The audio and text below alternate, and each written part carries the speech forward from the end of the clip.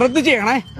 നീ ഒരാളെ 1000 രൂപ കടം മേടിച്ചു, ചേട്ടൻ്റെ മേടിച്ചു, നീ ചെലവാക്കി കളഞ്ഞു, 1000 രൂപ ചെലവാക്കി കളഞ്ഞു. അടുത്ത ആടെ 500 രൂപ മേടിച്ചു, വാങ്ങിച്ചു. അതിനകത്ത് നീ 300 രൂപയ്ക്ക് ചോക്ലേറ്റ് മേടിച്ചു, വാങ്ങിച്ചു. ബാക്കി എത്ര ഉണ്ട് നിന്റെ?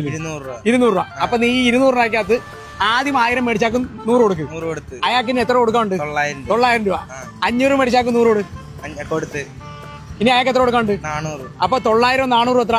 1300. നീ എത്ര രൂപയ്ക്കാ ചോക്ലേറ്റ് മേടിച്ചേ? ഞാൻ 300 രൂപയ്ക്ക്. അപ്പൊ 1300 300 എത്ര? 1600. അപ്പൊ ബാക്കി 100 എവിടെ നിന്ന് വന്നു? ചോക്ലേറ്റ് മേടിക്കാ.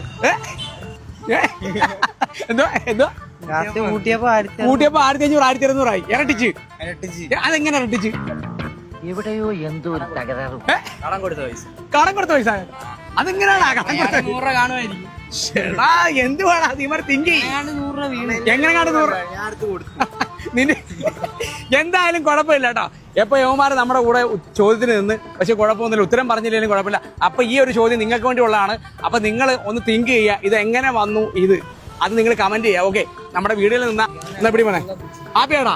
ഇപ്പൊ ഒന്ന് ഉറക്കെ പറഞ്ഞ ഔട്ട് ഫോളോ ചെയ്യാൻ ഞാൻ പറഞ്ഞു. 100 എവിടെ നിന്ന് ഇപ്പോഴും മനസ്സിലായിട്ടില്ലല്ലോ? ഇല്ല, ഒന്ന് വീട്ടിൽ പോയി ആലോചിച്ചോട്ടാ. ഓക്കെ.